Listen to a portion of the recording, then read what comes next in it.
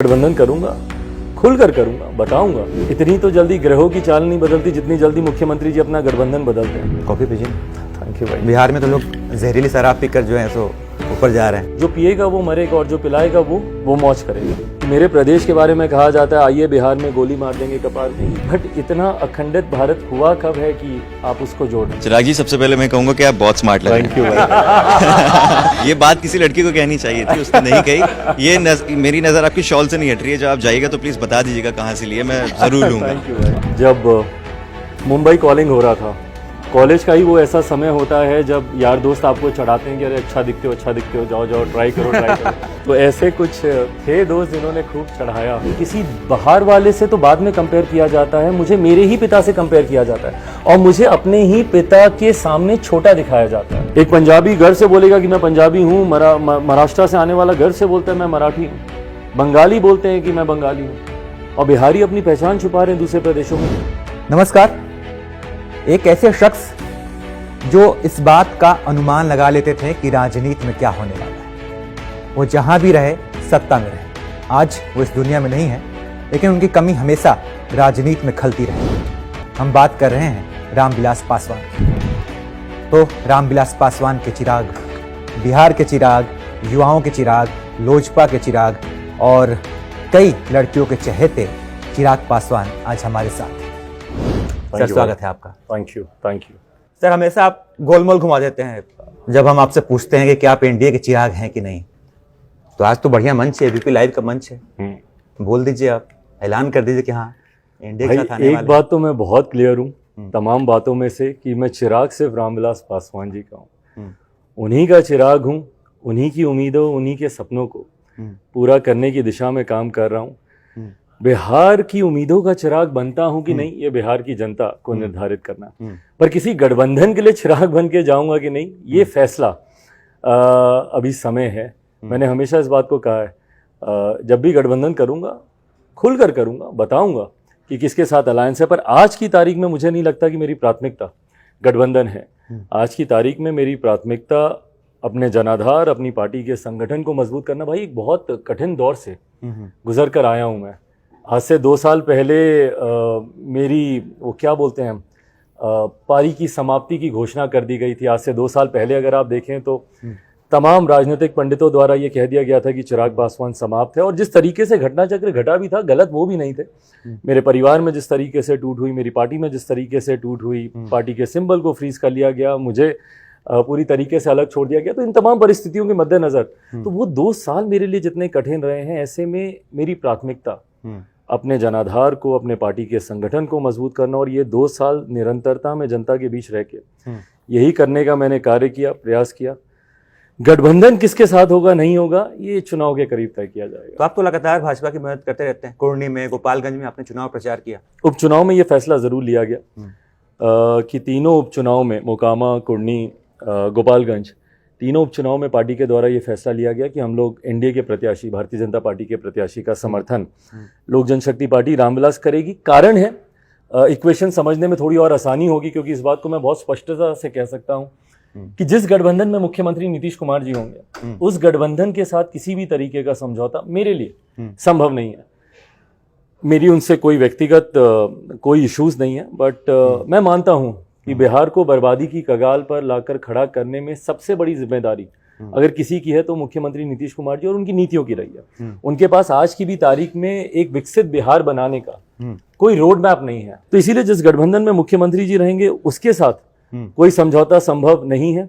पर मुख्यमंत्री जी कितने समय तक एक गठबंधन में रहेंगे, इतनी तो जल्दी ग्रहों की चाल नहीं बदलती जितनी जल्दी मुख्यमंत्री जी अपना गठबंधन बदलते हैं। तो कितने समय तक किस गठबंधन में रहेंगे, चुनाव आते आते तक वो वहां पे रहेंगे नहीं रहेंगे, ये भी अभी। आपने ये बात मुझसे बहुत पहले कह दिया था कि देखिए 2024 का जो लोकसभा चुनाव है वो आप गठबंधन में लड़ेंगे। जी, भाजपा के काफी आसपास करीब रहते हैं आप, तो आप जाना चाहते हैं या फिर वो बुलाना नहीं चाहते हैं? ऐसा तो नहीं कहीं कि एनडीए ने कहा कि नहीं अभी नहीं बुलाएंगे? भाई, ये चर्चा ही नहीं है ना, मेरी तरफ से तो एटलीस्ट ये चर्चा का विषय है ही नहीं। मेरी चर्चा उनसे जरूर हुई थी उपचुनावों को लेकर, और ऐसा नहीं है, भारतीय जनता पार्टी के तमाम शीर्ष नेताओं के मैं लगातार संपर्क में मैं रहा हूं, आज की भी तारीख में मैं हूं। और मैं झूठ नहीं बोलूंगा, गठबंधन को लेकर भी चर्चाएं चल रही है। पर गठबंधन एक बहुत बड़ा डिसीजन है, उसको लेने से पहले बहुत से पैरामीटर्स हैं जिस पे आपको क्लैरिटी की ज़रूरत है, बहुत सारे बॉक्सेस हैं जिसका टिक होना ज़रूरी है before you take that final call of alliance. तो वो अभी चर्चा पूरी तरीके से कंप्लीट हुई नहीं है। और again I repeat my self, मैं बहुत ज़्यादा रश में भी नहीं हूँ कि भाई आज ही सब फाइनल कर लेना है। भगवान नाम पे अभी भी आपकी आस्था जो है टिकी हुई है। आप हनुमान खुद तो कहते हैं, तो भगवान नाम का मतलब आप समझ ही गए होंगे। मैं बिल्कुल आपका मतलब मैं समझ गया। देखिए, ये जिस परिपेक्ष का आप जिक्र कर रहे हैं, बहरहाल ये मेरे लिए एक बहुत व्यक्तिगत विषय है। मैं बहुत ज़्यादा सहज महसूस नहीं करता इसकी चर्चा पब्लिक डोमेन में करने की। बट हाँ, व्यक्तिगत इसलिए है क्योंकि वो मेरे साथ उस वक्त खड़े थे, और मैं क्लियर कर दूं ऑडियंस के लिए कि मैं देश के प्रधानमंत्री आदरणीय नरेंद्र मोदी जी का जिक्र कर रहा हूँ, आप भी उन्हीं का ही जिक्र कर रहे हैं। वो मेरे साथ एक ऐसे समय पर खड़े थे जब मैं अपने जीवन के सबसे कठिन दौर से गुजर रहा था। ये भी तो कह सकते हैं सर कि दुख की घड़ी में साथ थे, लेकिन जिन लोगों ने आपको दुख पहुंचाया उनके साथ भी तो हैं वो। भाई वो ठीक है, उन्होंने कोई मेरे साथ कोई फर्क नहीं पड़ता, उन्होंने कोई मेरे साथ कोई एग्रीमेंट थोड़ी किया है कि मेरे हर दुख सुख में मेरे साथ। बट हाँ, जिस वक्त मुझे सबसे ज्यादा उनकी जरूरत थी, और आज भी मैं इस बात को मानता हूँ that at a personal level अगर मुझे कभी उनकी जरूरत पड़ेगी तो उन्होंने मेरा साथ दिया है, साथ देंगे। But personal and professional relationships को अलग समझना भी जरूरी है। हर दायरों को आप एक दूसरे से इंटर रिलेट कर देंगे तो वो ठीक नहीं है। सर कॉफी पीजिए ना। थैंक यू भाई। बिहार में तो लोग जहरीली शराब पीकर जो है सो ऊपर जा रहे हैं। सही बात है, ये विडंबना है हमारे प्रदेश की। जिस तरीके से बिहार में जहरीली शराब, दुखद है भाई ये। आप एक ऐसी परिस्थिति समझे जहाँ पे एक ऐसा कानून हमारे मुख्यमंत्री जी लाते हैं और उस कानून की धज्जियाँ अपनी ही नाक के नीचे उड़ती हुई वो देखते हैं और उस पर खामोश रहते हैं। पर आज जब वो सदन में खड़े होकर इस बात का जिक्र करते हैं कि जो पिएगा वो मरेगा, भाई ठीक है, ये एक आपकी सोच है कि जो पिएगा वो मरेगा, but the narrative is not that कि जो पी रहा उसके साथ क्या होगा, जो पिला रहा उसका क्या। जो पिएगा वो मरेगा और जो पिलाएगा वो मौज करेगा। यही हो रहा है बिहार में आज की तारीख में। किसको नहीं पता कि बिहार में अवैध शराब का निर्माण हो रहा है। परिणाम स्वरूप जहरीली शराब भी वहां पे बनाई जा रही है, जिसको पीकर सैकड़ों की संख्या में, और ये जो आंकड़े दिखाते हैं इतने मैनिपुलेटेड फिगर्स हैं, ये 50 लोग मर गए, 52 लोग मर गए। भाई मैं खुद गया हूं और मैं ताज़ा घटना चक्र भी मैं बताऊं, मसरक का जहाँ का हम लोग जिक्र कर रहे हैं, अभी छपरा में हाल में जहाँ पे घटना घटी, मैं खुद वहां पे गया हूँ। लगभग 200 से ज्यादा लोग, और मैं पूरे दावे के साथ इस बात को कहता हूँ, सरकार खारिज करना चाहे तो करे, मैं दावे के साथ कहता हूँ कि 200 से ज्यादा लोग इसमें मरे हैं। पर जो उनके परिवार के लोग हैं उनके साथ आप सहानुभूति भी नहीं रखते हैं। बोलते हैं कि भैया मुआवजा नहीं मिलेगा, हमारी कोई हमदर्दी नहीं। क्यों हमदर्दी नहीं भाई? 20 दिन की बच्ची थी, आपके कैमरा नहीं दिखाया था वो, मेरी गोद में 20 दिन की वो बच्ची थी। कैसे आपकी हमदर्दी उस 20 दिन की बच्ची के साथ नहीं है जिसने अपना पिता खोया? उसका क्या कसूर है? या उस 80-85 साल की उस बुजुर्ग महिला का क्या कसूर है भाई जिसने अपना बेटा खोया? खाने कमाने वाला व्यक्ति घर से गया। भाई बिहार के ही लोग हैं, कोई दूसरे प्रदेश के तो लोग नहीं है ना। इतना निर्दयी एक मुख्यमंत्री कैसे हो सकते हैं, ये मेरी समझ के परे है। आपने भी कहा कि पीने वालों की तो ठीक है वो मर गए, लेकिन पिलाने वालों का क्या? तो इसके उपाय क्या है? भाई सबसे पहले आपको टारगेट करना होगा उन गिरोह को, इस पूरे नेक्सस को आपको डिकोड करने की जरूरत है। भाई कौन लोग हैं, और आपके खुद के प्रशासन के लोग इसमें लिप्त हैं। भाई जब रक्षक ही भक्षक की भूमिका निभा रहे हैं वहां पे, और इसीलिए मैंने सदन में भी उस दिन खड़े होकर मैंने मांग की थी कि भाई राष्ट्रपति शासन लागू और सीबीआई इसकी जांच करे, क्योंकि जिनकी जांच होनी है वही लोग जांच भी करेंगे। तो कैसे वो जांच सही निकलेगी? और अभी तक अगर सही में जांच हो गई होती, अगर दोषी अधिकारियों के ऊपर कार्रवाई हो गई होती, या ऐसे तस्करों के ऊपर या ऐसे गिरोह के ऊपर, आज भी भाई आप बिहार में जेलों में जाकर देख लीजिए, सलाखों के पीछे सिर्फ गरीब वंचित शोषित वर्ग के ही लोग हैं, आम बिहारी हैं जेल के पीछे। कोई आपको बड़ा गिरोह, कोई आपको बड़ा तस्कर उसके पीछे नहीं दिखेगा। पता नहीं आप दिल्ली मेट्रो में जाते कि नहीं, जब मैं जाता हूँ तो आजकल एक पोस्टर दिखता है मुझे बिहार पर्यटन का, क्या ये बिहार में स्वागत है। फिर मैं देखता हूँ बिहार में नरसंहार, फिर से मर्डर। तो मुझे लगता है कि वही चल रहा है कहानी की, मत आइए बिहार में वरना गोली मार देंगे कपार में। तो ये मैंने भी ये मीम देखा था, काफी चल रहा है। अब ये देखिए भाई, ये मेरे प्रदेश की तस्वीर इन्होंने बना दी है। आज की तारीख में प्रदेश को बदनाम करने में अगर मुख्यमंत्री नीतीश कुमार जी का योगदान नहीं है तो किसका योगदान है? एक बिहारी होने के नाते अगर मैं एक ऐसा मीम देखता हूं तो क्या मुझे खुशी होती है? नहीं ना भाई, दुख होता है कि मेरे प्रदेश के बारे में कहा जाता है आइए बिहार में गोली मार देंगे कपार में। ये ठीक है, कोई देख रहा है, हंस रहा है, तंज है, लोग मजे भी ले रहे हैं, बट इसमें छवि किसकी खराब हो रही है? बिहार की, बिहारियों की। भाई इसलिए आप भी यहाँ पे रहते हैं और मुझे लगता है आप लोग भी बिहार के स्टूडेंट से अगर आप लोग इंटरेक्ट करते होंगे, बिहार के बच्चे देश के दूसरे प्रदेशों में जाकर छुपाते हैं कि वो बिहारी हैं। मैं इंटरेक्ट करता हूँ जिस भी राज्यों में मैं जाता हूँ, मैं गुजरात में गया था, मैं बैंगलोर में था, जहाँ पे भी मैं जाता हूँ मैं बिहारी बच्चों से मैं इंटरेक्ट करता हूँ। 90% of them they tell me कि भाई हम लोग बताते नहीं हैं कि हम लोग बिहारी हैं, हम लोग छुपाते अपनी पहचान। क्यों भाई? ये बिहारी शब्द तक को गाली बना दिया गया। किसने बनाया शब्द को गाली? ये मेरी पहचान है, ये मेरी शान है भाई, और इसी को आपने गाली बना दिया। एक पंजाबी घर से बोलेगा कि मैं पंजाबी हूँ, महाराष्ट्र से आने वाला घर से बोलता है मैं मराठी हूँ, बंगाली बोलते हैं कि मैं बंगाली हूँ, और बिहारी अपनी पहचान छुपा रहे हैं दूसरे प्रदेशों में। तो ये परिस्थिति, आखिरी बार मेरा प्रदेश भाई कब सुर्खियों में था? अच्छे कारण से। मैं एक ऐसे प्रदेश से आता हूं जहां पे पुल हवा से गिर जाता है, जहां पे बांध चूहे कुतर जाते हैं, जहां पे लाखों की शराब वहां के चूहे पी जाते हैं। अच्छा, अभी जो आपने कहा कि आजकल जो है अपराधी चुनाव लड़ते हैं, तो चिराग पासवान का एकदम में कैमरे के सामने, इतने लोगों के सामने दावा ठोक के कह सकते हैं कि उन्होंने किसी अपराधी को टिकट नहीं दिया चुनाव में? भाई मैं अपनी तरफ से तो जितना प्रयास है मैं करता ही हूं। अच्छा, इतने लोग हैं, सब लोग बैठे हुए हैं। 2014 में जब रामविलास पासवान जी थे तो वो यूपीए के साथ थे उस समय, फिर वो एनडीए के साथ आ गए। उनसे जब पूछा गया तो कहा कि जब मैंने ये फैसला किया तो उसमें चिराग का बड़ा योगदान है, उन्होंने मुझे बहुत समझाया। तो पिता पुत्र की जो बातचीत हुई, जो आपने तर्क रखा, क्या समझाया आपने कि रामविलास पासवान जी ने कहा कि हाँ चलो भाई मोदी जी के साथ चलते हैं? क्या हुआ था, पूरी कहानी हम थोड़ा जानना चाहेंगे। भाई 2013 में मुझे लोक जनशक्ति पार्टी के संसदीय बोर्ड की जिम्मेदारी दी गई थी, और संसदीय बोर्ड, पार्लियामेंट्री बोर्ड पार्टी का एक ऐसा बोर्ड होता है जहां पे चुनाव को लेकर, चुनाव की रणनीतियों को लेकर, विनेबिलिटी फैक्टर्स को मद्देनजर रखते हुए तमाम तरीके की चर्चाएं होती हैं, डिस्कशंस होते हैं। उस दौर में जब मेरी राउंड्स ऑफ मीटिंग हुई मेरे बोर्ड के सदस्यों के साथ, तो मुझे एक कॉमन व्यू पॉइंट वहाँ से ये निकल कर सुनाई दिया कि आज की तारीख में पार्टी के अधिकांश सदस्य ये मानते हैं कि हम लोग को एनडीए के साथ जाना चाहिए। मैं इस बात को छुपाऊंगा नहीं कि मेरी एक व्यक्तिगत इच्छा भी ये थी, क्योंकि मैं उस वक्त के प्रधानमंत्री पद के दावेदार और मौजूदा प्रधानमंत्री आदरणीय नरेंद्र मोदी जी की बातों से, उनके विचारों से मैं प्रभावित था। मैं बिहार से आता हूं, बट मुझे एक ऐसा नेता प्रभावित कर रहा था जो देश के 125 करोड़ देशवासियों की वो बात कर रहे थे। किसी जाति की नहीं, किसी जातीय समीकरण की नहीं, सांप्रदायिकता की नहीं, एक ऐसा व्यक्ति जो पूरे भारतवासियों की वो बात कर रहे थे, और उनके कई विजन्स को लेकर, उनके कई पॉलिसीज को लेकर मैं उनसे प्रभावित था। ये जिक्र मैंने अपने पिता से किया था 2013 में ही, पर उनकी तरफ से एक स्ट्रॉन्ग रिजेक्शन था इस प्रपोजल को लेकर, साफ मना कर दिया था। और जितनी स्पष्टता के साथ उन्होंने मना किया था, मेरी कई महीनों तक दोबारा हिम्मत भी नहीं पड़ी कि मैं उनसे इसका जिक्र दोबारा करूं। बट बहरहाल समय बीता, चुनाव लोकसभा का करीब आने लगा। उस वक्त जो प्रीवियस अलायंस में हम लोग थे, यूपीए अलायंस में, कांग्रेस के साथ बहुत ज़्यादा बातचीत बन नहीं पा रही थी।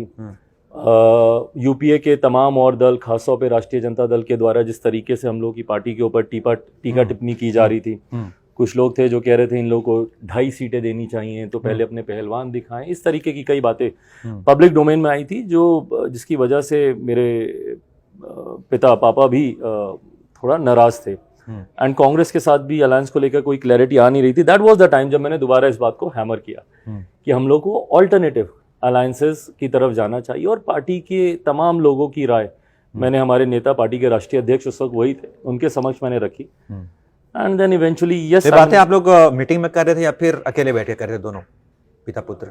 मतलब कई बार तो मैं और पापा रात में हम लोग अकेले ही बैठते थे। अच्छा। I used to give him the feedback कि दिन भर मेरी किससे क्या बातचीत हुई, किसकी क्या सोच है, किसका क्या राय मशवरा है। सो धीरे धीरे उनको मैं भी प्रिपेयर करता था, कन्विंस करने की कोशिश करता था। अच्छा, रोज थोड़ा सा मनाने की कोशिश रोज करते थोड़ा थे। सा। कितना वक्त लगा? समय लगा, but I think it took me a long time, but finally when he was convinced. पापा से मैंने एक ये चीज सीखी है कि वो एक ऑनेस्ट अलाई के साथ हमेशा रहे, जिसके साथ भी रहे। वो यूपीए के साथ भी थे तो पूरी मजबूती से, पूरी शिद्दत के साथ थे, अनटिल अनलेस परिस्थितियां ऐसी नहीं बनी। तो ऐसा नहीं था कि वो राजनीतिक लाभ के लिए, जैसा आपने इंट्रो में भी बोला कि जिनके साथ वो रहते थे सरकार उनकी बनती थी, ये मैं मानता हूं कि वो जिनके साथ रहते थे सरकार उनकी बनती थी, बट उन्होंने कभी सरकार बन रही है इसलिए कोई फैसला लिया हो, ये नहीं था। चिराग जी, अभी आपने स्ट्रॉन्ग अलाई की बात की, तेजस्वी यादव जी से भी आपकी कई बार मुलाकात हुई, आपने उनको ऑफर भी किया है हेल्प, तो किसी मामले में आपको लगता है कि आपकी राय सिमिलर है, स्ट्रॉन्ग अलाई आप देखते हैं तेजस्वी यादव में कहीं ना कहीं? देखिए, मेरे उनसे पारिवारिक संबंध हम लोग के ज़रूर बहुत मजबूत रहे हैं। हम दोनों के पिता एक दूसरे के अच्छे मित्र रहे हैं, साथी रहे हैं, सहयोगी रहे हैं, समकक्ष रहे हैं, एक दूसरे के काम किया उन्होंने। उस नाते of course I know him for the longest time. Families बहुत अच्छे से जानती हैं, बट प्रोफेशनली हम दोनों एक प्लेटफॉर्म पे आएंगे नहीं आएंगे, फिलहाल ऐसी कोई चर्चा इसको लेकर नहीं चल रही, और ख़ास तौर पर वो जिनके साथ आज की तारीख में अलायंस में हैं। इस बात को मैं क्लियर कर चुका हूँ। यहाँ पे मुख्यमंत्री नीतीश कुमार जी रहेंगे। मुझे लगता है चिराग पासवान ही नहीं, बिहार की जनता भी उस अलायंस के साथ नहीं जाएगी। शराबबंदी की हम लोग बात कर रहे थे, तो मतलब मैं भी जानना चाहता हूँ और भी लोग जानना चाहते ही होंगे, कभी कभी बियर वियर पी लेते हैं कि नहीं? अरे प्रभु, कैसी बातें आप कर रहे हैं। सबसे पहले तो मेरा सवाल है मेंटल हेल्थ को लेकर। इतने यंग एज में आपने देखा, काफ़ी पॉलिटिक्स हो या फैमिली मैटर, तो काफ़ी कुछ आपने देखा और झेला भी। और आज के जो युवा हैं वो भी काफ़ी यंग एज में स्ट्रेस के कारण काफ़ी हेल्थ इश्यूज हो रहे हैं, तो आप स्ट्रेस से कैसे डील करते हो? आई थिंक मेडिटेशन, ये मैंने बहुत लंबे समय से, एंड मैं धन्यवाद करूँगा उनका जिन्होंने मुझे इंट्रोड्यूस कराया था मेडिटेशन से। मेरे एक करीबी मित्र थे, और मैं आज से नहीं, मुझे लगता है मैं right from my college days meditate कर रहा हूँ। वो मुझे बहुत ग्रेविटी देता है, दैट कीप्स मी काम, कंपोज्ड। और ये मैं सजेस्ट भी करूँगा जो भी दर्शक इस इंटरव्यू को सुन रहे हैं, मुझे लगता है विपरीत परिस्थितियों में संयम रखना सबसे ज़्यादा ज़रूरी होता है। The minute you start panicking in a tough situation, I think उस वक्त आप हाथ से लूज करने लगते हैं उस सिचुएशन को भी। तो उस वक्त आप जितना काम, जितना कंपोज रहेंगे, एंड ये मैंने अनुभव किया है कि मैं जितना मेडिटेट करता हूँ, जितनी विपरीत परिस्थिति मेरे सामने आती है, जितना कठिन समय आता है, मैं उतना ही काम और कंपोज हो जाता हूँ। And I think that helps me deal with situations like this. और exercise and yoga? Oh yes, I do that. मेरा मानना है कि अगर आप दिन में 1 घंटा अगर आप अपने लिए नहीं निकाल सकते, अपने शरीर के लिए नहीं निकाल सकते, जो सब कुछ है भाई, आप है, आपकी मेंटल हेल्थ है, आपकी फिजिकल हेल्थ है, तभी आप किसी के लिए कुछ करना भी चाहेंगे तो आप कर पाएंगे। तो अगर जो व्यक्ति दिन में 1 घंटा अपने लिए, अपने शरीर के लिए नहीं निकाल सकता, तो मुझे नहीं लगता कि वो किसी और चीज़ के लिए समय का सदुपयोग कर पाएगा। So yes, I was into weight training and stuff कुछ समय पहले तक।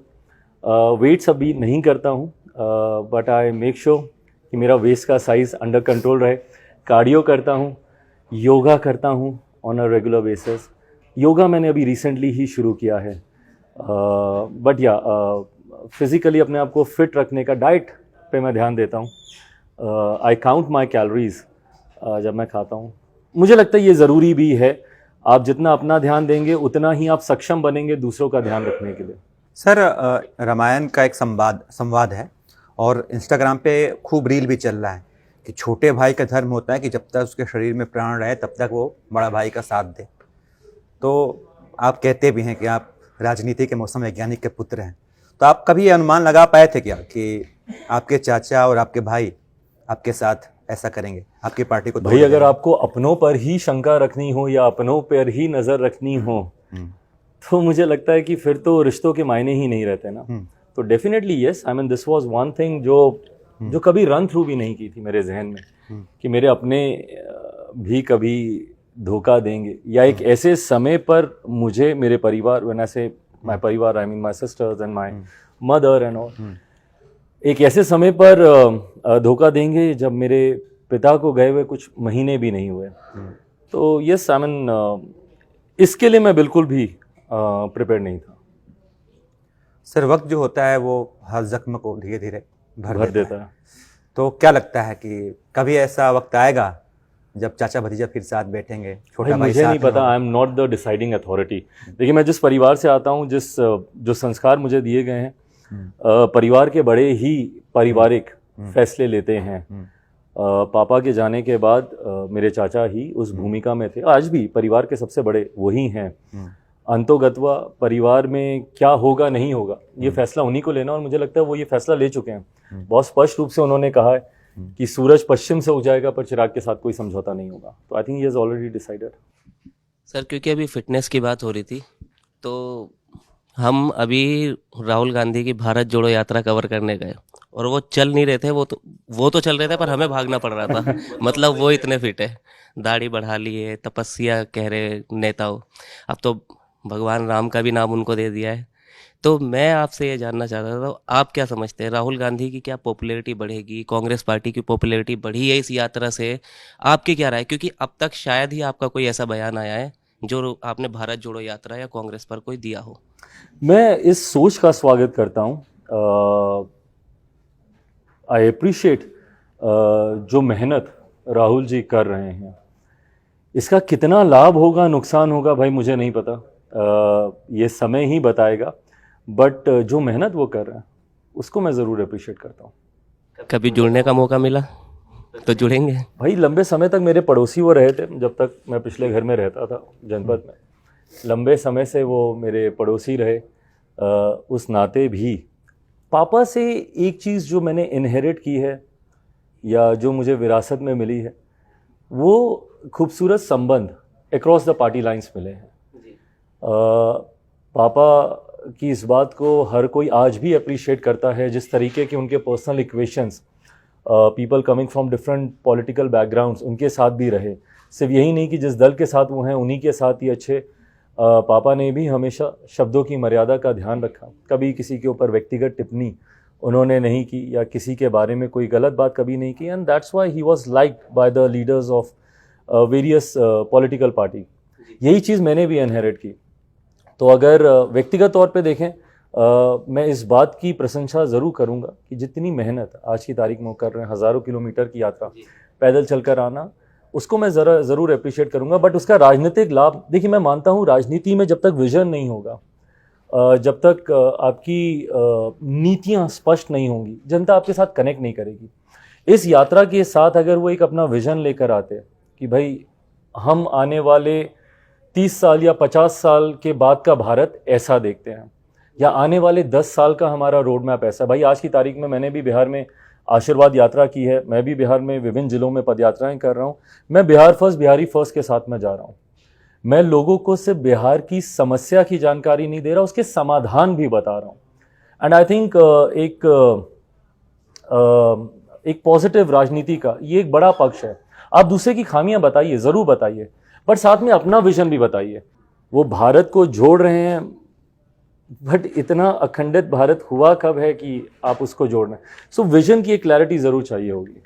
एज अ राजनेता, पॉलिटिशियन, आप राहुल जी के बारे में क्या राय रखते हैं अपनी, कि वो अच्छे मतलब राजनेता आगे और ज़्यादा बन पाएंगे या पहले से बेहतर हुए हैं? I am no one to decide anybody's future यार. और मेरी ऐसी कोई, मैं इतना जजमेंटल हूँ नहीं कि किसी के बारे में कोई बहुत राय रखूं. अपने काम पे ज़्यादा ध्यान दे रहा हूं और फिलहाल मेरा फोकस सिर्फ मेरे मुख्यमंत्री नीतीश कुमार है. मेरा ध्यान केंद्रित उस तरफ है. बिहार की राजनीति में ज़्यादा समय दे रहा हूं. नीतीश कुमार सर कह रहे हैं कि अब वो चले जाएंगे, अब जो है सो कुर्सी वो तेजस्वी यादव को सौंप देंगे. अच्छी बात है. तेजस्वी यादव युवा भी हैं, ठीक है, अच्छी बात है, मुख्यमंत्री बनने का सपना देखना चाहिए. बिल्कुल. आपके मन में नहीं आया कभी कि हम भी सीएम बन जाते हैं, युवा हैं आप? भाई ये कोई खैरात नहीं बट रही ना कि किसी के भी मन में सपना आ जाए कि भाई हम भी ले लें, इसमें से 2 दाने हम भी ले लें. ये अंतोगत्वा बिहार काबिल की बात है. बिहार की जनता को ही ये डिसाइड करना है कि किसको वो मुख्यमंत्री के तौर पर देखना चाहती है. मेरी शिकायत भी यहीं से शुरू हुई क्योंकि बिहार की जनता ने कम से कम मेरे मौजूदा मुख्यमंत्री को पूरी तरीके से नकारा. They wanted anyone else except the current chief minister. Is the reason why उनकी पार्टी तीसरे नंबर की पार्टी बनी. आधे से ज्यादा उनके प्रत्याशी चुनाव हार गए थे. तो ये आज की तारीख में भले वो किसी की दया पर मुख्यमंत्री बने हों या जब से 2020 के परिणाम आए तब से वो दया पे ही मुख्यमंत्री बने हुए हैं, पहले भाजपा की और आज की तारीख में राजद की. तो ऐसे में जब वो ये कहते हैं कि मेरे बाद तेजस्वी को ही आगे आना है और उन्हीं को ही कमान संभालनी है, वो इस बात को जरूर स्पष्ट कर देते हैं कि उनके बाद उनकी पार्टी में तो कम से कम किसी भी नेता में ये सामर्थ्य नहीं है कि वो बिहार का नेतृत्व करे या उस पार्टी का वो नेतृत्व करे. जब आप किसी दूसरे दल के नेता को अपने भविष्य का नेता मान लेते हैं तो उस दिन से कम आप इस बात को क्लियर कर देते हैं कि आपकी पार्टी का अब कोई भविष्य नहीं बचा. बात भविष्य की हो रही है तो नेहा जी हमारी टीम से एस्ट्रोलॉजर है, कुछ यस नेहा जी प्लीज आपका बताएं। जो नंबर मैंने देखा वो राहु का है। अभी आप बात कर रहे थे कि आप मेडिटेशन करते हो, आप बहुत काम रहते हो, लेकिन आप इमोशनल बहुत ज्यादा हो, तो उसके लिए आप क्या करते हो? वही आई थिंक मेडिटेशन से ही मैं, यू आर राइट एक्चुअली, मैं बहुत इमोशनल हूँ फैमिली को लेकर, अपनों को लेकर। और अगेन मैंने कभी अपने इमोशंस हाइड नहीं किए। आई थिंक आपके पास बहुत सारे ऐसे विजुअल्स होंगे जहाँ पे पापा को याद कर कर या पर्सनल चीज़ों को लेकर मैं भावुक हुआ हूँ। बट हाँ, वहीं पे फिर यही मेडिटेट करके अपने आप को कंपोज करने का प्रयास करता हूँ, भावनाओं को नियंत्रित करके उस पर संतुलन बना के कोशिश करता हूँ कि मेरे इमोशंस मेरे फैसले को आधारित ना करें।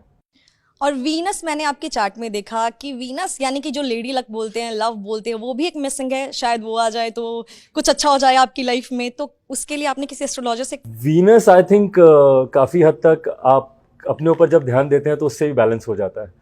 सो योर लुक्स एंड आपकी पर्सनैलिटी इसको बैलेंस कर लेती है। बट एस्ट्रोलॉजी में हम वीनस जो है, शुक्र जिसे हम बोलते हैं, वो लेडी एक अगर आपकी लाइफ में हो तो शायद वो ज्यादा कंप्लीट कर पाएगी, जितना मैंने आपके चार्ट को देखा सर है। क्लियर बता देना, अगले साल में आ जाएंगी। एस्ट्रोलॉजी बहुत सारे विकल्प भी देती है, तो आई थिंक मैंने एक विकल्प रखा हुआ है। ओके। और ये जो आपने हाथ में इतने सारे जो अपने धागे बांधे हुए हैं, ये किसी एस्ट्रोलॉजर ने आपको बताया है या आपने जहां भी आप जाते हो मंदिर वगैरह में वहां आप बांध लेते हो? मैं जहाँ जाता हूँ, मैं शिव भक्त हूँ, महादेव में बहुत विश्वास रखता हूँ।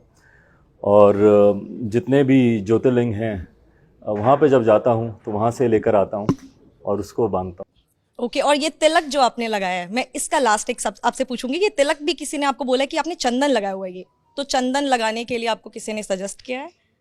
मुझे मैं रोज़ पूजा करता हूँ और ये केसर का है, और आज क्योंकि मंगलवार है तो हनुमान जी का भी है, तो दोनों तिलक मैंने लगाए हैं।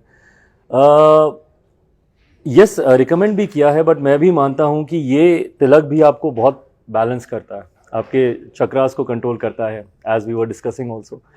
तो आई थिंक सिर्फ अंधभक्त होकर सारी बातों को नहीं मानते हुए उसके एक साइंटिफिक पक्ष को भी ध्यान में रखते हुए, पढ़ा लिखा हूँ तो तर्क वितर्क करता हूँ, कभी पंडित जी के साथ भी बैठता हूँ तो उनसे भी बहुत सारे राय मशवरा करता हूँ, और जो चीज़ें मुझे समझ में आती मैं बहुत ज़्यादा पाखंड में नहीं उलझता हूँ। I am more spiritual then religious, तो जो चीज़ें मैं समझ पाता हूँ उसको निभाता हूँ। ओके। डेस्टिनी जो आपका नंबर है वो है 7, केतु का नंबर है। मैं आपको जस्ट एक छोटा सा सजेशन दूंगी कि आप अपनी मर्करी के लिए थोड़ा सा कुछ काम करें, यानी कि अपने बुध को ज़्यादा स्ट्रॉन्ग करें। और वीनस 5 और नंबर 6 जो हम न्यूमरोलॉजी में देखते हैं, वो दोनों आपके लिए बहुत ही अच्छा रहेगा। और 2023 अप्रैल ये आपके लिए बेस्ट टाइम आने वाला है। Thank you, thank you, thank you. 25 का क्या भविष्य है, अभी बता दीजिए। 25 में ठीक। चिराग जी, सबसे पहले मैं कहूंगा कि आप बहुत स्मार्ट लग रहे हैं। मतलब Thank यहाँ you, पे भाई। बैठी लड़कियों को ये बात मेरा बोलनी शुक्र चाहिए बैलेंस हो रहा है। ये बात किसी लड़की को कहनी चाहिए थी, उसने नहीं कही। ये मेरी नजर आपकी शॉल से नहीं हट रही है। जब आप जाइएगा तो प्लीज बता दीजिएगा कहाँ से लिए, मैं जरूर लूंगा। थैंक यू भाई। महंगी तो नहीं है सर ना? खादी की है, महंगी नहीं है ना? खादी की है भाई। ठीक है। तो सवाल ये है कि आप स्मार्ट हैं, काफी सारी लड़कियां आपकी फैन हैं। आपके पास कभी ऐसा कोई हुआ है कि कोई लड़की आई है, आपको हक कर लिया, या आपको आई लव यू बोल दिया, या बड़ा ऑकवर्ड सा फैन मूवमेंट हो गया हो? It does happen at times, yes, it does happen. And मैं इन सब चीज़ों में मैं बहुत कंफर्टेबल नहीं होता हूँ, तो कभी कभी ऐसा होता है, बट मैं आई रिस्पेक्ट दैट फीलिंग, जिस इनोसेंस के साथ कोई आके तो आप कैसे डील करते हो उसको? मतलब मैं नहीं कर पाता हूँ। बहुत आते होंगे तो हाँ, उसको कैसे आप रिप्लाई करते हो? कुछ रिप्लाई करते हो, स्टोरी रिपोस्ट करते होते हो, किसी का पोस्ट जाके लाइक कर देते हो, आप इस तरह की चीज करते हो? जितना हो सकता है सामने वाले की भावना को सम्मान देने के लिए, बिकॉज आई अप्रिशिएट जिस फीलिंग के साथ कोई अपने आप को एक्सप्रेस करता है। मैं इन सब चीज़ों में इतना एक्सप्रेसिव हूँ नहीं। Neither I am good with compliments. मैं अभी भी हो रहा हूँ, शायद मैं लाल हो जाता हूँ। So I am not good with this, I don't know how to deal with it. अब हमने पॉलिटिक्स से काफी कुछ डिस्कस कर लिया, अब एक बार नजर मार लेते हैं most googled questions about Chirag Paswan. Don't tell me. No, we should. तो अगर हम आपके बारे में गूगल करेंगे तो सबसे पहले लोग जानना चाहते हैं कि भाई अब 2022 खत्म होने वाला है तो कब करेंगे चिराग पासवान अरे। शादी? सी हमें फ्यूचर बता दिया, 2023 अप्रैल बहुत अच्छा टाइम आने वाला है और वीनस को आपको बैलेंस करने के लिए राइट नेहा जी? तो अब आप बताइए इफ एनी अप्रोक्सीमेट या फिर एनी प्लान्स? राइट नाउ तो नो प्लान्स। ओके, आपके एजुकेशन से रिलेटेड भी लोग काफी कुछ जानना चाहते हैं आपके बारे में। I did BTech in computer science, and that was the time जब मुंबई कॉलिंग हो रहा था। कॉलेज का ही वो ऐसा समय होता है जब यार दोस्त आपको चढ़ाते हैं कि अरे अच्छा दिखते हो, जाओ जाओ ट्राई करो। तो ऐसे कुछ थे दोस्त जिन्होंने खूब चढ़ाया, and so yes, during my college days only I shifted to Mumbai. I tried my luck there, failed miserably, so back here. Sir, राजनीति करना ज्यादा मुश्किल है, एक्टिंग करना ज्यादा मुश्किल भाई है? एक्टिंग करना बहुत मुश्किल है यार, बहुत राजनीति मुश्किल है। आसान है उससे? राजनीति आसान है, दिल से आप कर सकते हो। वहां पे आपको डायलॉग्स याद करने हैं, मेकअप पुट ऑन करना है, लिख के दी गई लाइनों को आपको रिहर्स करके आपको बोलना है, and I can never do that. मैंने आज तक अपना भाषण कभी कोई पढ़ के नहीं दिया। चिराग जी, अभी आप बात कर रहे थे कि आपके फादर से आपने एक क्वालिटी इनहेरिट की है कि अक्रॉस द पार्टी लाइंस आपको कैसे लोगों से रिलेशंस अच्छे बिल्डअप करने हैं। आई अंडरस्टैंड जेडीयू से काफी इश्यूज हैं, कोई ऐसा नेता है जो आपको ठीक लगता है, जेडीयू आरजेडी? मुझे पर्सनल लेवल पे मुझे किसी से कोई दिक्कत नहीं है। Rather whenever I have met my chief minister, मैंने हमेशा उनके पांव छूकर, I would love to sit and interact with him, talk to him. वो मुझे समय नहीं देते, वो अलग बात है, उनसे वैसी मुलाकात नहीं होती, but on a personal level मेरे किसी से कोई इश्यूज नहीं है। पॉलिसीज को लेकर मेरे जरूर हैं। I understand. कोई नाम जो बहुत अच्छा काम करे आपके हिसाब से इन द पार्टी? इन जेडीयू बहुत मुश्किल है। मैं सही में कोशिश भी कर रहा हूँ, तब भी नाम नहीं याद आ रहा कोई ऐसा जो कि जेडीयू में रहकर भी जो अच्छा काम करो। नहीं? पार्टी में इशू है। हाँ। ओके, चिराग पासवान का फेवरेट भोजपुरी सॉन्ग? सीधा, well I don't know how do I से दिस, बट छठ के गाने मुझे बहुत अच्छे लगते हैं। शारदा सिन्हा जी, एक दो बार मुझे सौभाग्य प्राप्त हुआ उनसे मुलाकात करने का, तो उनके छठ के वक्त के गाने सुनता हूँ। हैविंग सेड दैट, बहुत क्लीशेड नहीं रहूँगा, जितने पेपी नंबर्स भी हैं वो भी मैं सुनता हूँ। लॉलीपॉप जिस तरीके से हिट हुआ था, तो नॉट दैट कि मैं वो सब नहीं सुनता, वो भी सुनता हूँ। अच्छा, एक जो आपकी फिल्म थी उसका एक गाना है श्वेता तिवारी के साथ, आपका जो सॉन्ग है वो भी आपको डीजे पे जरूर सुनने को मिलेगा। अपने सॉन्ग्स, अपनी फिल्म्स देखते हैं आप? नहीं, बहुत मुश्किल होता है देखना।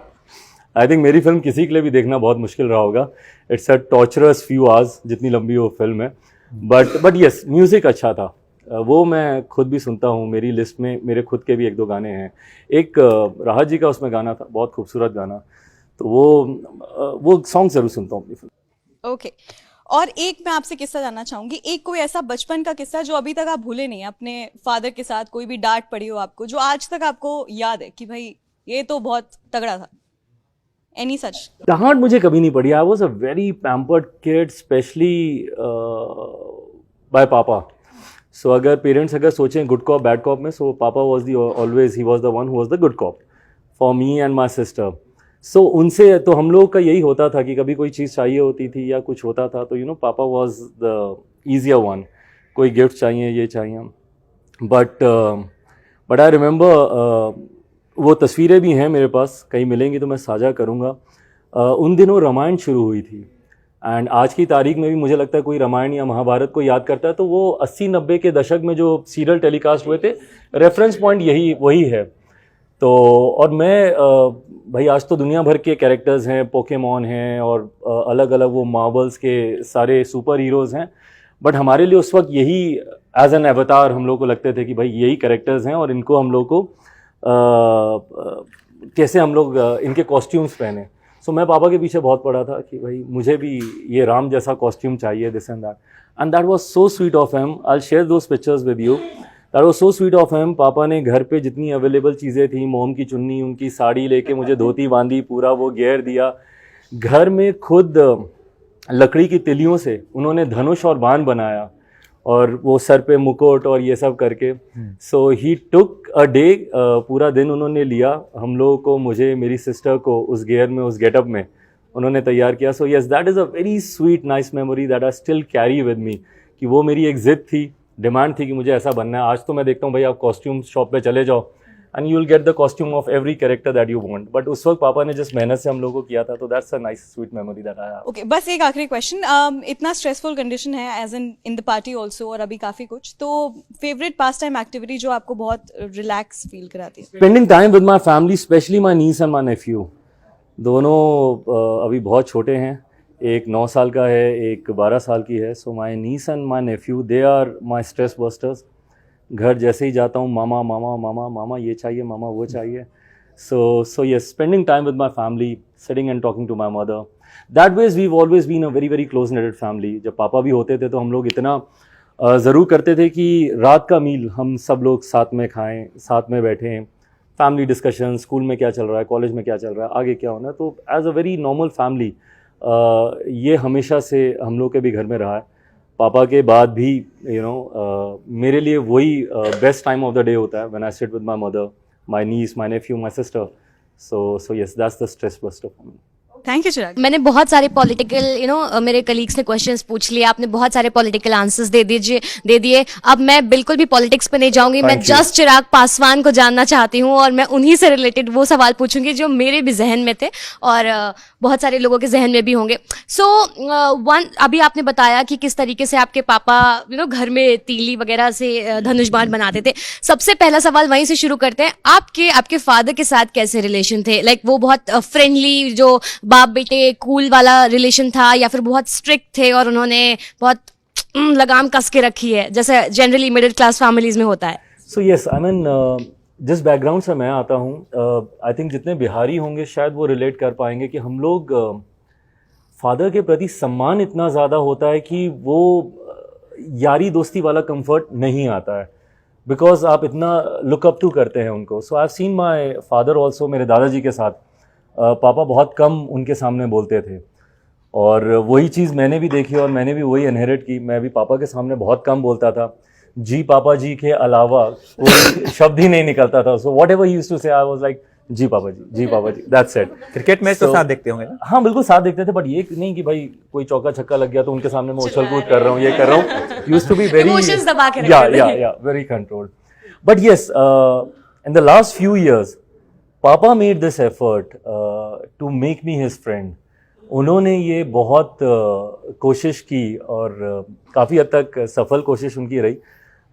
वो कंफर्ट उन्होंने मुझे दिया कि जहाँ मैं खुल के उनसे सारी बातें कर सकूँ. एंड स्पेशली जब हम दोनों एक प्रोफेशन में आए, जब पॉलिटिक्स में आ गया, जब तक मैं मूवीज़ में था स्टिल वो पर्दा था, सब था. बट जब मैं पॉलिटिक्स में आया तो उस वक्त papa used to make this effort. Sorry, मतलब मैं थोड़ा वो बोलते बोलते वो हो रहा हूँ, but papa used to make this effort, मुझे बुलाना, बात करना, बैठाना, to give me that comfort that I can talk to him about anything and everything.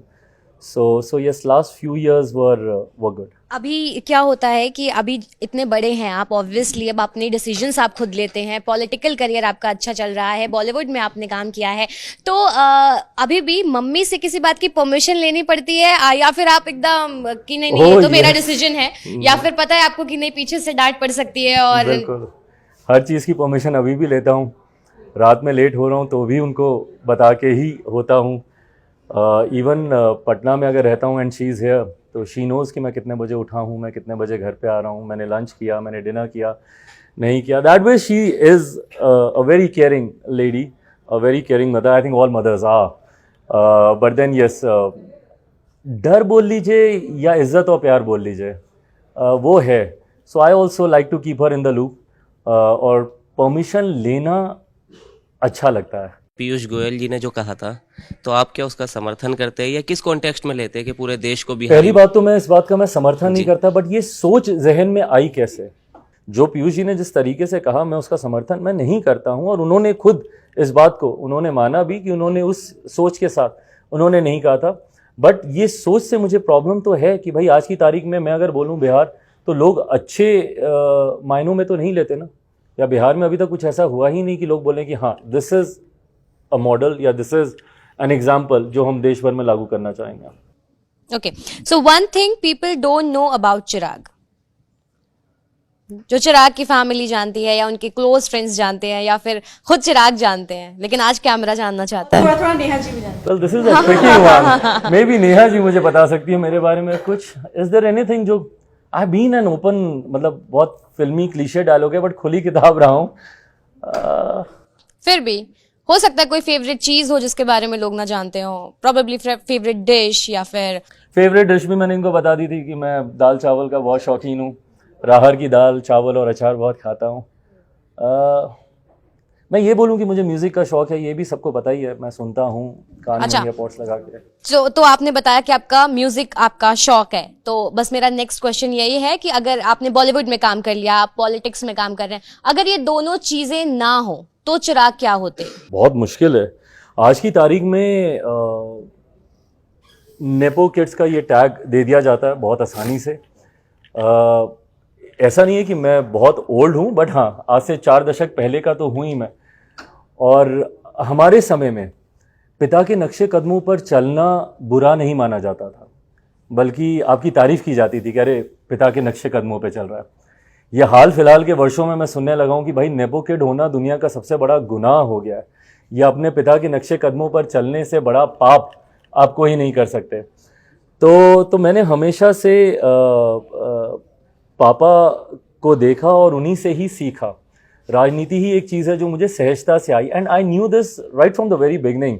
Even when मैं मुंबई भी गया तब भी मेरे दिमाग में ये बात बहुत क्लियर थी कि इवेंचुअली आना तो राजनीति में, पॉलिटिक्स में ही जाना है। मुंबई में जाने के बाद ये प्रोसेस स्पीड अप हो गया, बिकॉज वो एक ऐसा समय था जब मुंबई में बिहारियों को ऊपर लाठियां चलाई जा रही थी। वहाँ के कुछ क्षेत्रीय दल हैं जो बिहारियों को बहुत प्रताड़ित कर रहे थे, और ये सब मैंने, क्योंकि एक बहुत क्लोज काउंटर से मैंने सब चीज़ें देखी, तो उसका एहसास मुझे ज़्यादा हुआ। And that was the time when I decided कि अब मुझे वापस जाना है और बिहार और बिहारियों के लिए काम करना, खास तौर पर बिहारियों के सम्मान के लिए काम करना है। भाई आप ऐसे नहीं कि ये बिहारी बोल के किसी पे भी आप लाठी चला दें और किसी को भी। हकीकत है आज की तारीख में एक दिल्ली वाले को अगर कोई पुलिस पकड़ेगी और एक बिहार वाले को पुलिस पकड़ेगी तो बिहारियों को 2 लाठी मारेगी और 4 दिन एक्स्ट्रा उसको जेल में रखेगी, क्योंकि मेरे प्रदेश की छवि ऐसी बनाई जा चुकी है। तो इसीलिए मैंने डिसाइड किया कि पॉलिटिक्स में जाऊंगा। तो अगर मैं मूवीज़ में नहीं रहता या पॉलिटिक्स में नहीं आता तो पता नहीं क्या ही करता। अगर आपको म्यूजिक का शौक है तो प्रोबेबली म्यूजिशियन। मेरी आवाज़ से आपको लगता है कि मैं म्यूजिशियन? मुझे लगता है, मुझे एक्चुअली लगता है, मुझे लगता है आपका आरजे में भी आप जॉकी या मे बी एन आरजे, या मे बी एन आरजे, क्योंकि उसमें आवाज़ चलेगी। But as a singer, but music सुनने का शौकीन हूँ, बनाना या कंपोज करना नहीं हो पाएगा मुझसे। अच्छा, one thing Chirag feel good about himself, अपने बारे में जो एक चीज आप पसंद करते हैं, एडमायर करते हैं। आई थिंक मैं बार बार मैं इसको रिपीट कर रहा हूँ, बट मेरा काम कंपोज रहना। मतलब कोई ऐसी सिचुएशन नहीं है जो मुझे हिला सकती है या झकझोर सकती है। और अब तो इतना एक्सपीरियंस हो गया, इतनी बुरी खबरें हाल फिलहाल के दिनों में सुनी हैं बैक टू बैक। तो अगर इन परिस्थितियों में अगर मैं अपने आप का अपना कंपोजर अगर मैं बना के मैं रख पाया तो मुझे लगता है कि यही मेरी स्ट्रेंथ भी है। पेशेंस बहुत है मुझ में, बहुत पेशेंस है। So I am in no rush कि मुझे अभी सब चाहिए, जब सही समय होगा तब भी मिलेगा। उस वक्त तक का इंतज़ार करने का धैर्य मुझ में ज़रूर है। काफ़ी रेयर क्वालिटी है ये, जो हम लोगों को शायद सीखनी चाहिए, स्पेशली मुझे। सो one thing Chirag feel bad about himself, जो आपको लगता है कि कोई ऐसी आदत जो आपको बदलनी है, या फिर अब ये है तो है, क्या करूं, ऐसा ही हूँ। आई थिंक इसका भी जवाब मेरा पेशेंस ही है, बिकॉज कई बार मेरे आसपास वाले और मेरे कई साथी यहाँ पे मौजूद हैं जो मुझे बोलते हैं कि भैया इस पे आप रिएक्ट नहीं कर रहे, इस पे आप रिएक्ट नहीं कर रहे, आपको इस पे रिएक्ट करना चाहिए, उसने ये कर दिया। मेरी फैमिली मुझे कई बार बोलती है जब मेरे बारे में कुछ गलत कहा जाता है या कुछ गलत लिखा जाता है, मेरी आदत नहीं है कि मैं उन चीज़ों को मैं काउंटर करूं, और मैं बहुत फोकस होके मुझे लगता है, मैं मानता हूं कि ये सब भटकाव हैं। आपको आपके नैरेटिव से भटकाने के लिए लोग आपके बारे में पर्सनल टिप्पणियां करते हैं, आपकी फैमिली के बारे में बहुत सी ऐसी बातें बोल जाते हैं। मुझे लगता है कि अगर मैं काउंटर क्वेश्चंस में पढ़ूंगा उनके साथ तो मैं अपने डायरेक्शन से मैं भटक जाऊंगा, तो मैं उन लोगों को जवाब नहीं देता। और मुझे लगता है इस बात की शिकायत मेरी फैमिली को भी मुझसे रहती है, मेरे पार्टी के नेताओं को, साथियों को भी मुझसे रहती है कि भैया आप क्यों ये सारी बातें सुन लेते हैं, you must react to it. तो आई थिंक ये जहाँ एक तरफ मेरी स्ट्रेंथ भी है, कभी कभी मुझे लगता है मेरी कमजोरी भी है। कमजोरी भी है। अच्छा, इस जो अगला सवाल है वो उसका जवाब मेरे ख्याल से हम सबको पता है, पर फिर भी मैं पूछ रही हूँ। वो वक्त, वो घड़ी जब आपका एक्चुअली दिल टूटा हो, हार्ट ब्रेक हुआ हो, दुखी हुए हो, आप टूट गए हो, लाइक चिराग पासवान टूट गए। वेल आई थिंक पापा का जाना मतलब वो सबसे ज़्यादा टफ सिचुएशन थी. No one can ever be prepared for a situation like this. But जिस सिचुएशन में पापा का ये सब हुआ, उसके लिए हम लोग बिल्कुल भी प्रिपेयर्ड नहीं थे, you know, because he was fit. मतलब उनकी तबीयत ऐसी नहीं थी. मतलब मुझे याद है कि जब पापा को हम लोग हॉस्पिटल भी लेके जा रहे थे तो खुद चल के गए थे and for a regular checkup वो हॉस्पिटल गए थे. और मुझे याद है मेरे लिए सबसे ज़्यादा डिफ़िकल्ट मोमेंट था जब ये सब हो गया और मैं वापस घर पे आया और पापा के कमरे में गया. So I saw a file kept next to his bed. और वो कन्वर्जेशन मेरे को अच्छे से आता है because when papa was going to the hospital, तो पापा जाते तक मुझे खास तौर पे बोल के गए थे कि इसको ऐसे ही रहने देना, क्योंकि मेरी आदत है, थोड़ा सा OCD की भी प्रॉब्लम है, तो मैं चीज़ों को ऑर्गेनाइज करता रहता हूँ, चीज़ों को जगह पे रखता रहता हूँ. तो पापा को था कि 100% मेरी फाइल उठा के किसी ड्रॉर में डाल देगा और मुझे मिलेगी नहीं. तो मुझे खास तौर पे बोल के गए थे इसको ऐसे ही रहने देना, मैं आके इसको कंप्लीट करूँगा. So after everything when I went back to his room, I saw वो फाइल वैसे ही पड़ी है, कलम का ढक्कन भी खुला हुआ था, वो वैसे का वैसा ही था. सो यस, ये मोमेंट्स हैं जो मेरे लिए सबसे ज़्यादा डिफ़िकल्ट थे. But papa only gives me this strength to deal with situations like this. Okay जब चिराग सबसे ज्यादा खुश हुए थे, वो पहला मोमेंट हो सकता है या फिर कोई आपके जहन में आ रहा हो कि वो एक वक्त जब आप like top of the world, ऐसा कुछ? आई थिंक जब मैं 2014 का चुनाव जीता था, बिकॉज दैट वाज समथिंग जो मैंने अचीव किया था. फिर वापस है नेपो किड की बात हर कोई कर सकता है, बट मैंने एक ऐसा क्षेत्र चुना, यू रियलाइज व्हेन आई से दिस, कि मैंने एक ऐसा क्षेत्र चुना जहाँ पे हमारी पार्टी से भी किसी ने कभी चुनाव नहीं लड़ा था. और ये जिद थी मेरे अंदर.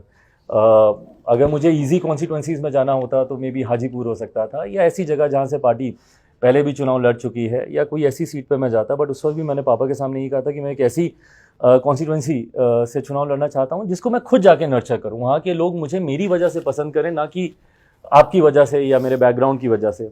तो मैं जमुई गया, वहाँ पे चुनाव से पहले मैंने काम किया, मेहनत की, लोगों के बीच अपनी पहचान बनाने की मैंने कोशिश की. एंड थोड़ा सा अगर मैं इसको पॉलिटिकली भी मैं कनेक्ट करके बताऊँ तो भाई, राजनीति में जब आप समीकरणों का ध्यान देते हो तो कई बार सीटों का चयन भी उसी के आधार पे किया जाता है कि भाई समीकरण के हिसाब से ये सीटें ठीक होनी चाहिए. बट जमुई को मैंने चुना तब जब हम लोग यूपीए के साथ थे, और चुनाव आते आते तक गठबंधन बदल गया था, हम लोग एनडीए के साथ आ गए थे. उस वक्त भी पापा ने मुझसे कहा था कि do you want to give it a second thought. And I said कि नहीं, अब मुझे जमुई के लोगों ने इतना प्यार दिया है और मेरा विश्वास है कि रिज़ल्ट अच्छा रहेगा. सो जिस दिन वो रिज़ल्ट आया था, वो मेरे लिए एक one of the best moments थे, बिकॉज पापा was very proud of me, my family was very proud of me, my mom had tears in her eyes. तो उस दिन मुझे सही में लगा कि आज कुछ अचीव किया. सो या that was a nice. Sir, Jamui तो आपने जीत लिया, आपके पिताजी का चुनावी क्षेत्र रहा है हाजीपुर जी. उसे कब हथियाएंगे आप? पापा की कर्म अभी भूमि तो रही चाचा है, है वहाँ से. पापा की कर्म भूमि रही है, और पापा ने हाजीपुर को हमेशा अपनी माँ का दर्जा दिया है.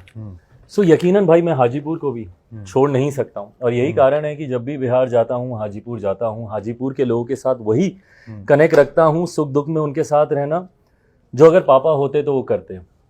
तो वो कनेक्ट मैं बना के रखता हूँ. अगर आप इसको चुनावी परिप्रेक्ष्य में अगर इस सवाल को पूछ रहे हैं तो will cross the bridge when it comes. जब चुनाव आएंगे उस वक्त इसमें चर्चा होगी. 2024 में आने वाला लोकसभा का चुनाव, कितनी सीटों पर लड़ने की तैयारी है?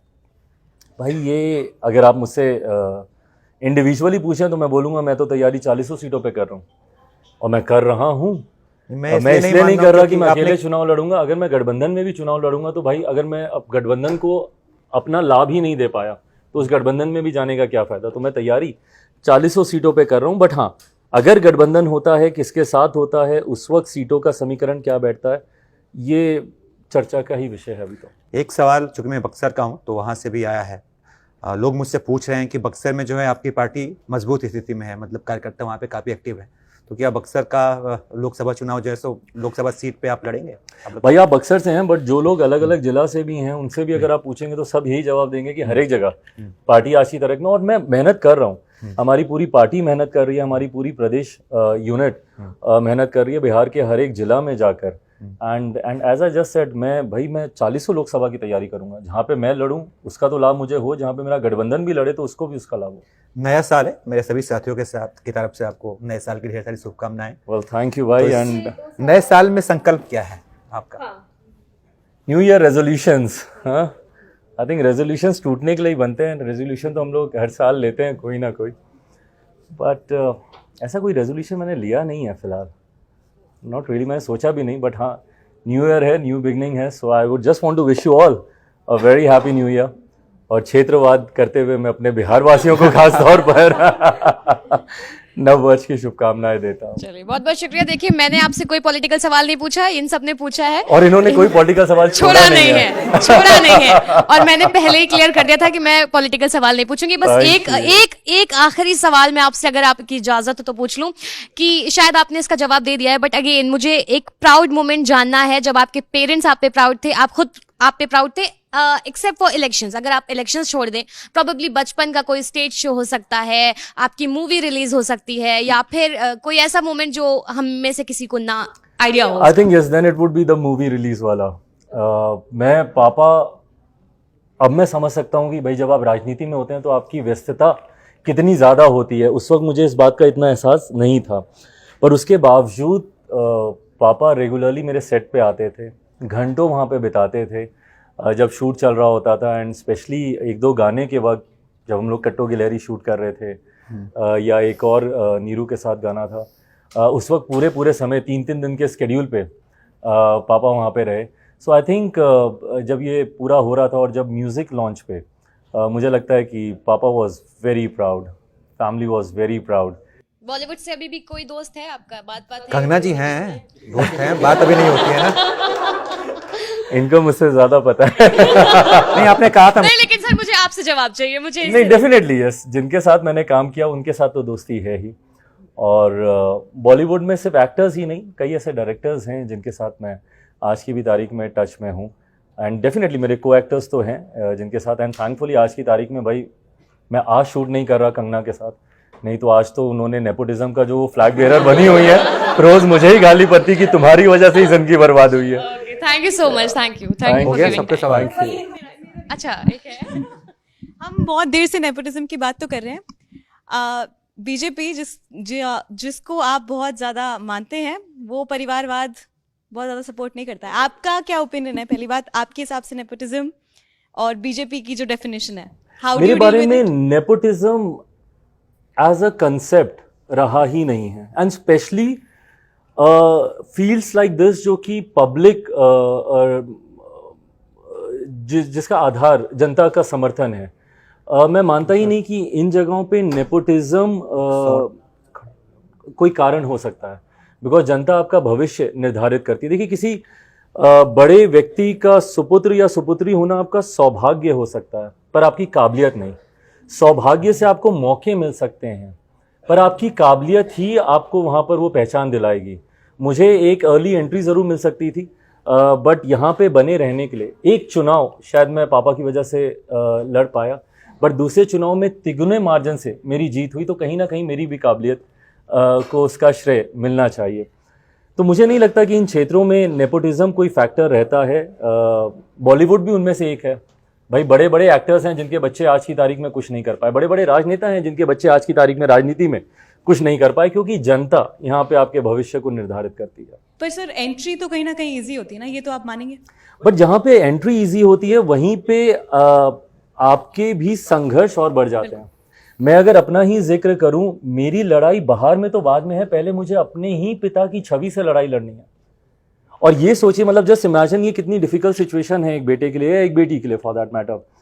आज की तारीख में मुझे किसी बाहर वाले से तो बाद में कंपेयर किया जाता है, मुझे मेरे ही पिता से कंपेयर किया जाता है, और मुझे अपने ही पिता के सामने छोटा दिखाया जाता है. पापा के बारे में, अरे वो तो बहुत सहज थे, सबसे बड़े अच्छे से मिलते थे. चिराग नहीं है, चिराग एरोगेंट है. उनकी तो मास अपील बहुत थी, चिराग क्या जाता ही नहीं लोगों के बीच में, इसका तो लोगों के बीच में कोई है ही नहीं, अपील ही नहीं है. वो क्या है, वो बहुत मधुरवासी थे. चिराग क्या है, बहुत रूठा बोलता है या बहुत हार्श इसके वर्ड्स हैं. तो आपको आपकी पिता की छवि के सामने ही छोटा दिखाया जाता है. सो ये सिचुएशंस बहुत डिफिकल्ट, आपकी लड़ाई को और ज़्यादा डिफिकल्ट कर देती है.